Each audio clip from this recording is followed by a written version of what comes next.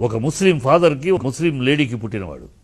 వాడేమి మోతీలాల్ నెహ్రూకి పుట్ల. మోతీలాల్ నెహ్రూ ఒక లాయర్ దగ్గర పనిచేస్తుంటే, ఆ లాయర్ ముస్లిం లాయర్ దగ్గర పనిచేస్తుంటే ఆ ముస్లిం లాయర్ చనిపోయాడు. ఆ చనిపోతే ఆ ముస్లిం లాయర్కు రెండో భార్యని మంచి ధనవంతురాలు, ఆ ధనవంతురాలను పెళ్లి చేసుకున్నాడు మోతీలాల్. అప్పటికే నెహ్రూ పుట్టాడు. ఆ అమ్మాయికి తన కొడుకుగా స్వీకరించాడు. వాడు నెహ్రూ పుట్టింది ఇద్దరు ముస్లింలకి. ఇందిరాగాంధీ పెళ్లి చేసుకుంది ఎవరిని? ఫిరోజ్ ఖాన్, ఒక ముస్లింని. వాళ్ళకు పుట్టిన వాళ్ళు రాహుల్ గాంధీ, రాజీవ్ గాంధీ, సంజయ్ గాంధీ. రాహుల్ గాంధీ ఎవరికి పుట్టాడు? ఒక ముస్లింకు పుట్టిన, ఖాన్కు పుట్టిన రాహుల్ గాంధీకిను ఒక క్రిస్టియన్కి కలిసి పుట్టాడు. వీళ్ళందరికీ ఆద్యుడైన మోతీలాల్ ఎక్కడోడు? ఆఫ్ఘనిస్తాన్ ముస్లిం అజయ్ ఖాన్ యొక్క తమ్ముడు కొడుకు.